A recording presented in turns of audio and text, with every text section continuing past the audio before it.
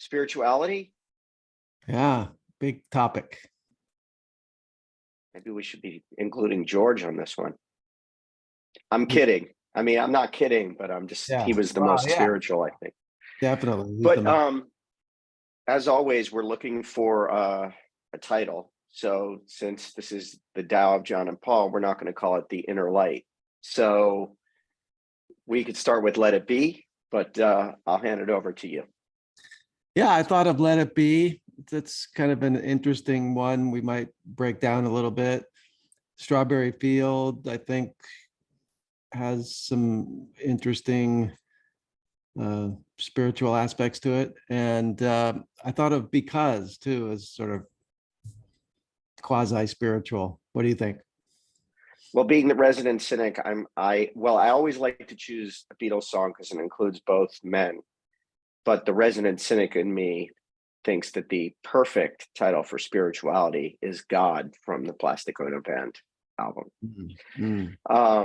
Because I think that's ultimately what John sort of believed and came out on. But I also think that the John Lennon of Plastic Ono Band and the John Lennon of Double Fantasy are two very different men, although it's hard to believe that, for me to believe that John found any kind of God. But where do you think, just to go back, where do you think spirituality plays a role in their lives? Because, you know, if you think about the Maharishi and you think about their lives, these two, unlike George, I don't feel that they've spent a whole lot of their lives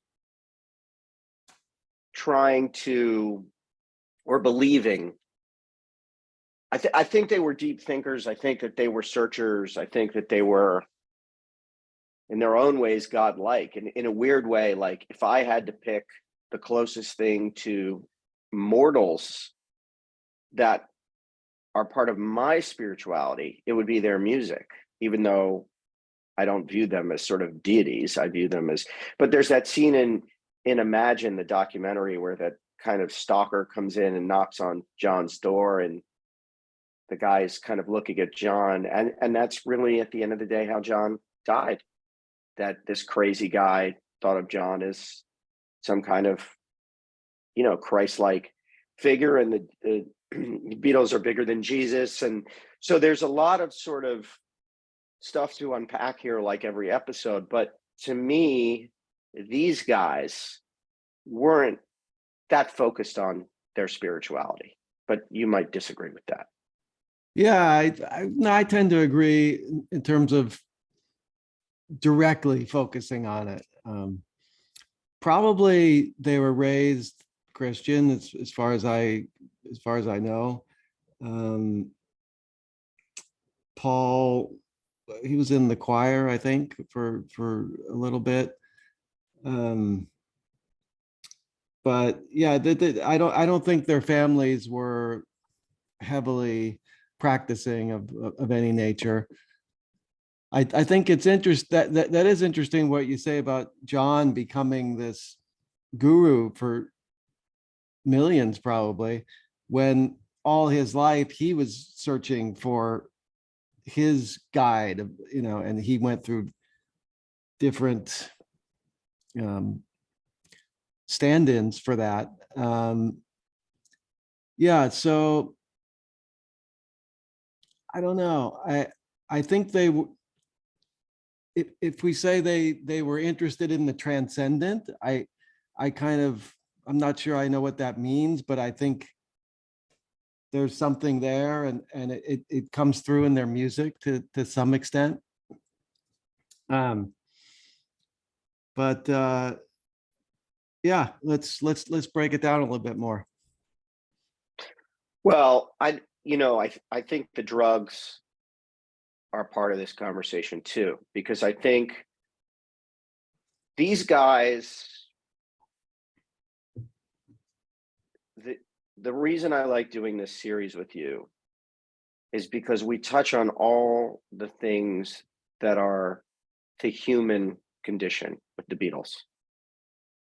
whether it's money, whether it's love, whether it's art, whether it's collaboration, whether it's ego. And in the case of spirituality, I think spirituality, which is I guess a cousin of religion, um, is looking for deeper meaning. And I think that because they were deep thinkers, they were extraordinarily intelligent individuals, and they were exposed to the absolute red line of society: sex, money, fame, critical acclaim. Then you sort of turn inward and go, well, what's this all about? Like, I mean, I don't know about you, but I've had moments in my life where I feel like I've reached peak success momentarily. And then there's this certain thing where you pause and you're like, okay, but now what? Now what am I supposed to do with this? And at the same time, I've reached moments in my life where I've been in utter despair, and I've been like, where's my salvation? Where's it coming from?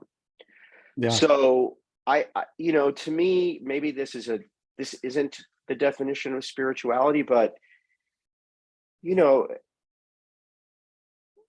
when you write a song about Mother Mary coming to you, or because the world is round, it blows my mind. You're investigating in your own consciousness based on your life experience, your instinct, your influences. Like, what do I believe in? And the other thing about belief is, and maybe I'm going off the reservation here, but they kind of lost the belief in each other, because for so long they believed in each other. So maybe that's not the point of today's episode, but for me to unpack spirituality with them, it has to come with, what were they looking for? Yeah, well, there's a lot wrapped up in that. I think it's interesting what you talk about with the success and even the pinnacle of success. And someone described this to me as topping out as opposed to bottoming out, and I don't know that I've experienced that per se. Maybe I've had moments, but not in a sustained way. But I can imagine that that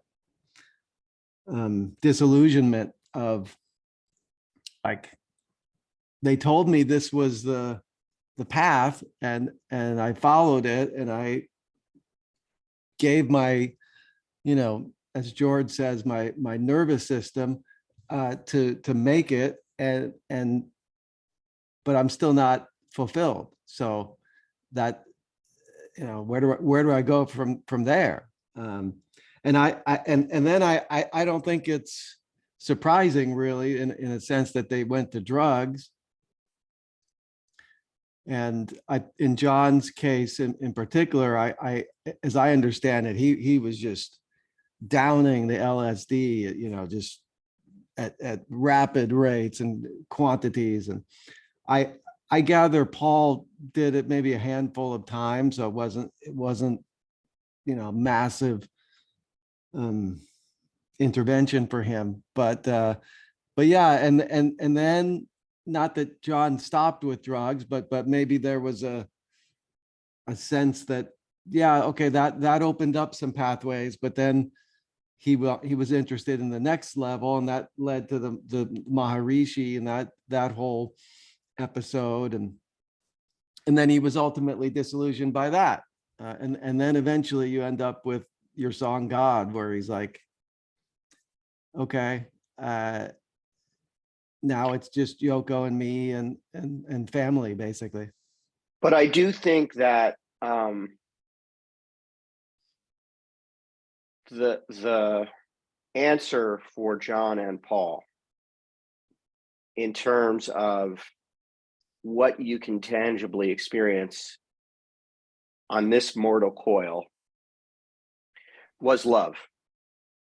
And you can sing All You Need Is Love, and it sounds a little trite, and it is a little trite, but if you go back to God, as you just described, it's Yoko and me, and that's reality. And that is the spirituality that I think both men have sort of landed on. You know, Paul has needed this constant companion in his life.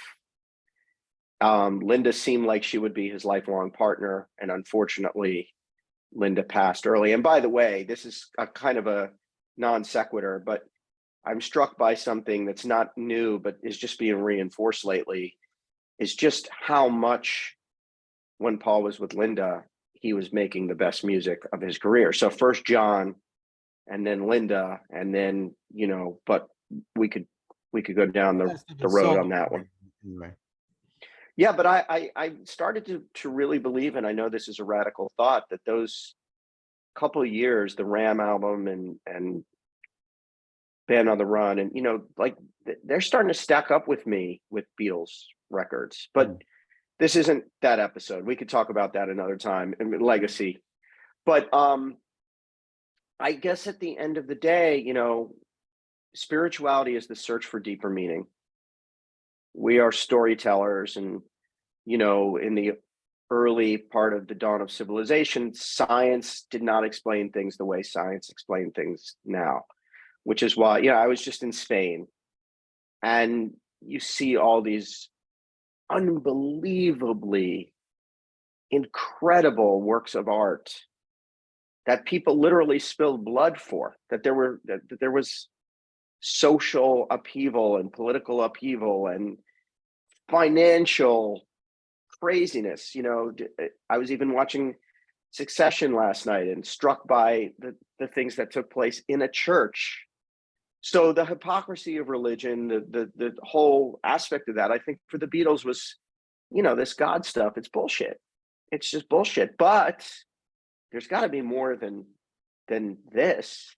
There's got to be more than just I wake up in the morning and make toast and, you know, go to the bathroom or whatever. And what's the belief system? Is it drugs? No. Is it meditation? No. Is it love? Well, that's probably the closest thing that they found. These guys, I don't know. Yeah, no, I think that's very well said. And I think there's a lot in that. If you look at the predominant topic of a lot of their great songs, it's love, you know. And I guess that's not terribly unusual, but you know, a lot of it went beyond just boy girl kind of thing, and I think they were revealing something deeper about the universal nature of love and so forth. And yeah, I think it's interesting in Paul's case, when you read his lyrics book. I don't know if did you get that one? No, I'm kind of backing off on the deep dives, but go ahead. Yeah, I know his lyrics. So, you know, he's got this double book compendium of his lyrics, and he tells stories about, you know, many songs. And one of the main things that struck me out of going through that was how meaningful his relationship with his mother is. And I guess you wouldn't again find that surprising when you think of it, but you know, the fact that she died when he was 14, she wasn't an active participant in his career and the whole, you know, rest of his life, but she definitely weighs very heavily on him to this day at 80. And so, you know, and I think you're right that the partners, the love partners that he was attracted to some extent filled that mothering role for him that was very important. And John, and I think to some degree that's true for all of us, but this is my ignorance. Was his mother's name Mary? It was, right? Yeah. Or was it not? Yeah. So, I mean, you know, when I find myself in times of trouble, Mother Mary comes to me speaking words of wisdom, let it be. I don't think there's anything more spiritual than that. But but that is right. That is that with the organ. While we're on that, let's just break that down a little bit. Yeah, it's quite an interesting concept, I guess. Let it be, and as we know, when Live Aid came around and Geldof called Paul and he wanted him to perform, and he ended up being the last guy, at least in the London show, and he does Let It Be, and that was the only song he was asked to do. And you think about it, it's you could say it's a passive sentiment, like, oh, and in that case, you were talking about starving people in Africa. Well, what do you mean, let it be? But I think if you go deeper with it, it's just my opinion, but you could make a case that it's a very powerful point, that you have to, in a sense, be okay with what is, and surrender to what is, in order to really have empowerment to make a change. Because otherwise you're in resistance, and then you have this like forcing current of going against something, instead of, quote unquote, letting it be and then moving forward into your vision. So what do you think of that? Well, my cynic is going to come out again, but I think there's a lot to talk about there. So some thoughts I had when you were speaking, John was just so angry. And so much of what he was searching for was anger, and was even, I'm not going to compare John Lennon to Charles Barkley, but there was some things about John Lennon where he's like, I'm just going to say things to be provocative because I'm feeling angry and I'm feeling raw. With Paul, I think Let It Be is, in its lyrics, the definition of spirituality. And I think in some ways, Paul's spirituality is just, what's more awe-inspiring than watching him create Get Back in the Get Back documentary, right? That's, these artists talk about God coming through you. Neil Young's talked about this in a way that it's not God in terms of the traditional sense. It's just some kind of, you're channeling something that's out there but at the same time, and I know this episode isn't about this, I couldn't agree less with Let It Be being okay at the end of Live Aid. I thought it then and I thought it now. It was completely tone deaf. It was the wrong song. Of course, Paul had to be last or else he wouldn't have done it. So to me, like, that's where it's kind of a tricky one, because I do believe that Let It Be is, as I'm repeating myself, that sort of, you could argue that's as spiritual as it gets. And Buddhism is, that's a tenet of Buddhism, right? It's just let it be, sit with it, and I agree with that to a large extent. But I also know we live in a world of commerce and power and starvation and celebrity currency, and Paul is all of those things too. So I think that's the other interesting thing about spirituality, is I go back to my thing from Spain and the churches and whatever. Nothing's going to get done if you let it be. You might be more at peace. You might have a more spiritually fulfilling life. But it's like that Louis C.K. routine where he says, I know you're going to hate me for this, but nothing good has ever been done without slavery. The pyramids were never built without slavery. So I guess what I'm saying is, like, that's the yin and yang of this whole thing, right? That, like, as human beings, we are looking for peace and we're looking for deeper meaning and all that. But at the same time, it's a fucking slog out there. And it's that's the duality of life, and right. I hear you, and I don't think we actually disagree. I think it's just a matter. I don't think we disagree. Yeah, it's just a matter of how you balance it. I think acceptance, surrender, that kind of embracing of what is actually a catalyst for empowered action to make change. Yes, So I agree with that. in that sense, I get it. If you just take it at a kind of a superficial level, then yeah, Let It Be was really strange for Live Aid, you know. But I guess, I mean, I don't remember people really revolting against that. So maybe people got it at some level, you know. Um, Well, I that also, was pre-internet. That was pre-internet, but I yeah, assure you that if Twitter was alive and well in 1985, I think you would have found a lot of vitriol in terms of the choice. But look, the Live hellscape Aid was of a Twitter, What'd you say? the hellscape of Twitter. Yeah, the spiritual escape that we know as Twitter. Yeah. But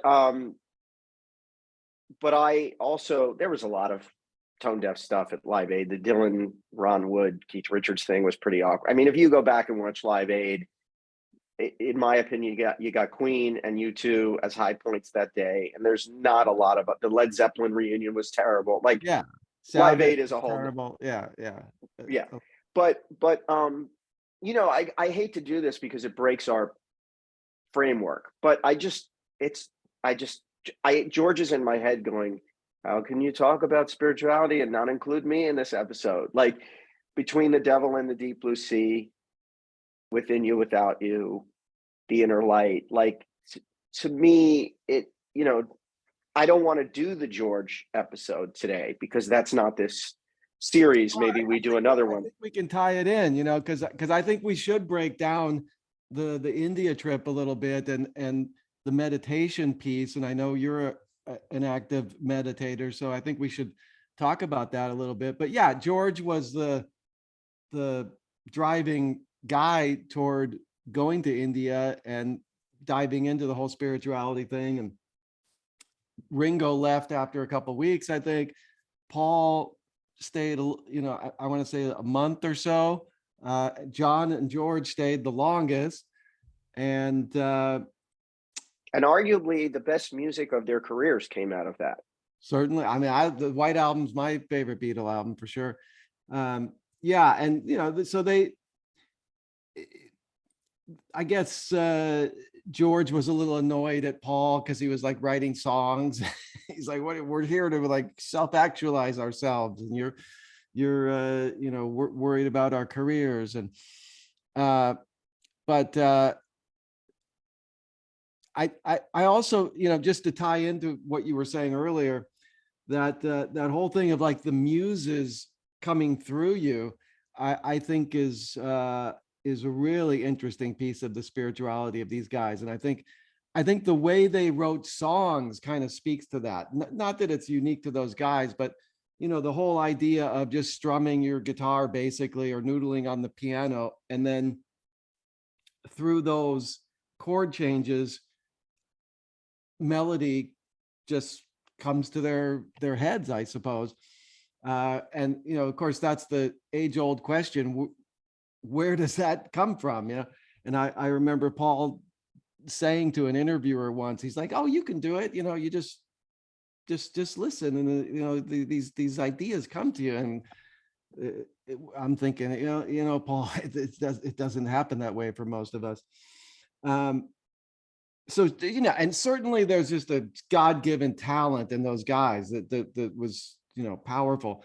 But going back to your Let It Be, sorry, your well, the Get Back sessions, when Paul's channeling Get Back, I mean, there's a certain openness that he brings to that moment that allows that to happen, you know, and there is something spiritual about that. But you know, and by the way, he, as I understand it, he still looks back on that meditation experience as profound, and I believe he has a, what do you call it, an still outside his house, his main house, on a couple hours outside of London. So um tell us about your experience with meditation, and what do you think it opened up for those guys? Well, first of all, I would like to say that even though it's probably not going to win the prize of the spirituality title, to your point about writing songs there, I think one of the most spiritual songs any of them ever wrote was Mother Nature's Son. And, you know, as much as I love George, I couldn't disagree more that writing songs was anathema, because that's the sort of, and it's going to lead to my meditation story that you asked about. That to me is always the Paul thing. You know, like, if you're worried about your image, you're not making art. If you're making art, you're not worried about your image. So like Mother Nature's Son is art.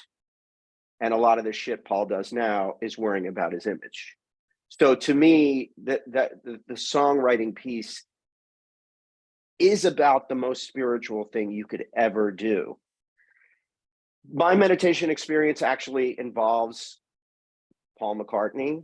I was invited to David Lynch, you know, the filmmaker, event at Radio City Music Hall in 2008, where it was a benefit for meditation, essentially, for transcendental meditation. And it was a very, very star-filled event. Eddie Vedder was there, Jerry Seinfeld was there, many, many others were there. And Paul McCartney was there and Ringo Starr was there. And Paul played a set with his band. And then Ringo came on and they did Cosmic Consciousness, which was pretty awful. Cosmic Conscious, yeah, Yeah, it was, he wrote yeah, that in India apparently, and it yeah, it's came out awful. on his Off the Ground album. Yeah, it's awful. But I like it. I know you do. But Paul and Ringo on stage together was pretty fucking cool. And but I'll tell you, like, it's interesting that night, and this isn't the necessarily the point of this series, but the guy that sold me that night was Howard Stern, because Howard Stern came up and he told the story about how his mom was depressed her whole life. And he always heard it in her voice. And then one day his mom called him and she sounded calm and happy and completely different. And he said, "Mom, what is going on with you?" And she had started doing transcendental meditation. And that convinced him to start doing it, and whatever. I'm a believer in meditation, but I don't look at meditation as spirituality. I look at meditation as calm, as relaxing, as finding peace, but I don't go to meditation for a higher meaning. So I'm happy to talk more about it. And No, that's interesting. Were you finishing a thought? Go ahead. No, I'm not. Okay. Yeah, I think that's very interesting, because I'm attracted to meditation for this exactly the spiritual aspect of it.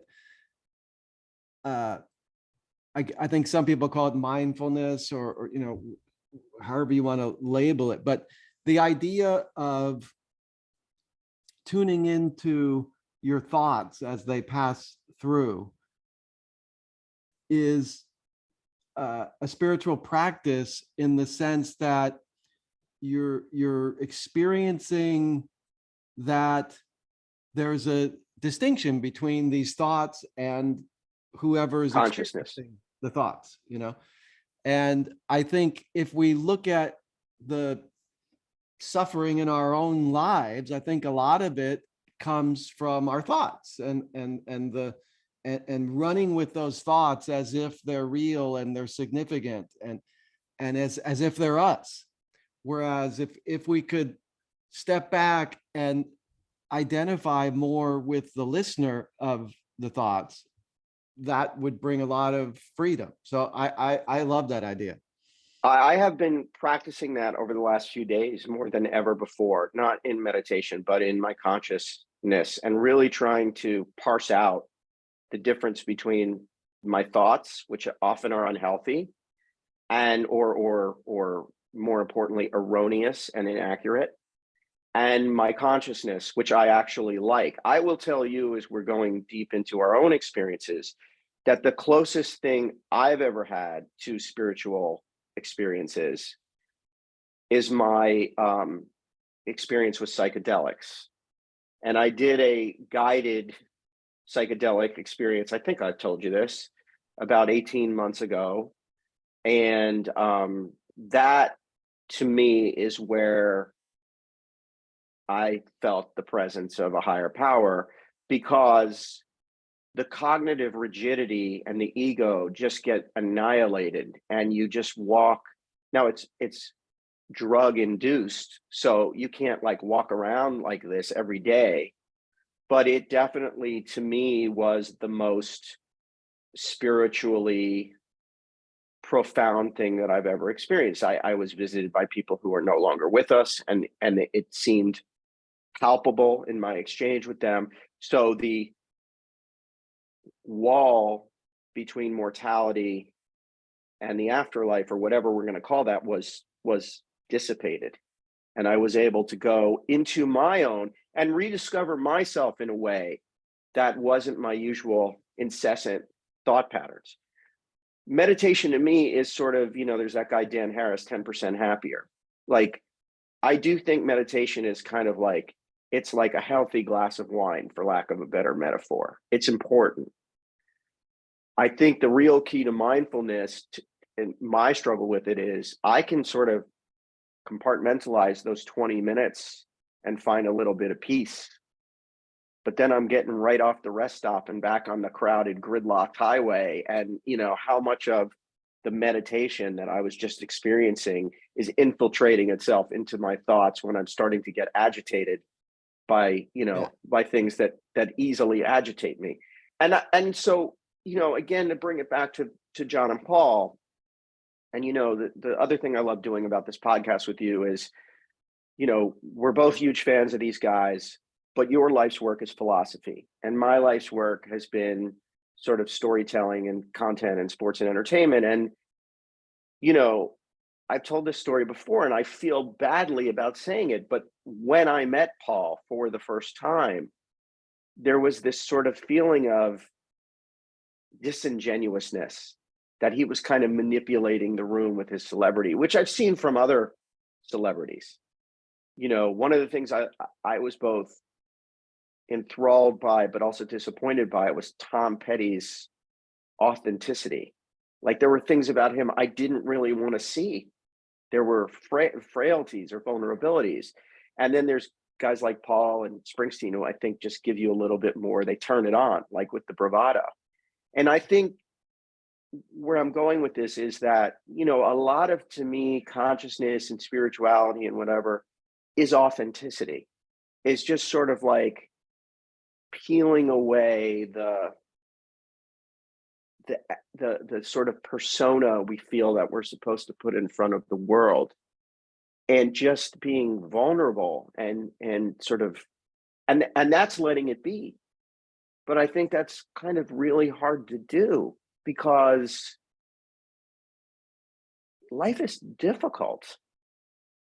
Yeah. And Yeah. I mean, yeah, that's, that's the ultimate, sort of dilemma of life, I guess, is, how do you take your spiritual insights, such as they may be, or experiences, and translate them into your everyday waking life, and I think it's probably, with rare exceptions, an imperfect process, but I think by having that spiritual discipline, it's got to come through in certain ways. It's like, I can remember years ago, I was taking fencing lessons, of all things, and I got kind of into it for about 5 years or so, and I recall, like, I'm sure anybody in any kind of lesson situation, when I would have my lesson with my instructor, he was very precise on my form, and where I was striking and everything, and but then when I would get in a match, it's like, it's like, you just consciously forget about all of that. But I'd like to think, and I think it played out, that unconsciously it seeps in a little bit. Of course, you're not going to have the same discipline you had when you had the instructor, but because you went through that discipline, it'll come through when you need it. And Yes, at least a little bit. I think that's true. And I even think about it when we're recording these episodes, because to me, spirituality is creativity. I love the game of basketball. I'm watching the Miami Heat play with flow, and I'm watching the Boston Celtics like completely psychologically deteriorate, and enjoying it because I'm a Heat fan. But even when we do this YouTube series, the spirituality is my connection to you and my connection to the material, and me not having thoughts other than I'm very present and mindful of what we're talking about. And then I'll drift off and I'll be like, what time is it? What do I have to do next? Is anybody going to listen to this thing? Or how are we marketing this thing? And that to me is where I sort of feel like a lot of people are looking to spirituality, so they can stop rationalizing or lose this sort of, it's flow. To me, spirituality is flow. And for those people that have these beliefs, I think I'm envious, even if they're somewhat delusional, of the fact that they can be in a flow state. And I think that's where creativity comes from, a flow state. When Paul is writing Mother Nature's Son or writing Get Back, he's in a flow state. I mean, I read recently Rick Rubin's book on creativity, and there's sort of this initial channel that you have with just raw epiphany of creativity. And then that leaves you, and then you're sort of, okay, I'm in edit mode now. And edit mode then becomes a little bit of, well, I'm working on this in terms of a piece of art, but now I'm a little bit more conscious of other things, whether it's public perception or marketing this stuff. So I don't know. I mean, and so I always like to sort of come back to the linear thing of, so what are we calling this episode? Yeah, yeah. And I think it seems like we're centering on Let It Be as the powerful statement that we're attracted to. And my final point on this, and I think you'll agree, and I think a lot of people would agree, is that I've gotten a lot of spiritual enjoyment out of listening to these guys, and I'm sure if I sit down and listen to Nirvana, I'm going to get a different kind of enjoyment. And there's a kind of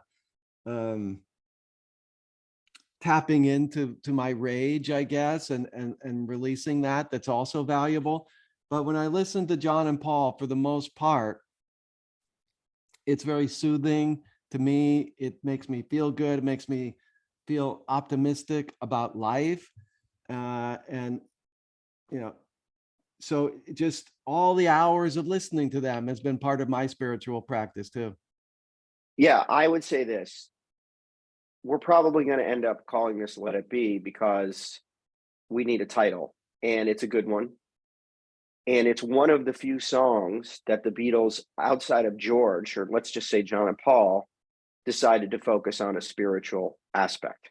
So in a way, it's kind of a cop-out title, but we need a title. And I think it is a spiritual song. I agree with you. To me, without question, other than love, but less complicated than love, the most spiritual part of my experience as a human being on this planet is my relationship with music. That's the magic. That's where God enters the room, and nobody did it as well as John Lennon and Paul McCartney. And that to me is the spirituality piece of this. Absolutely. Great place to end it. Cool. All right, brother. See you next time. Looking forward to the next one. All right.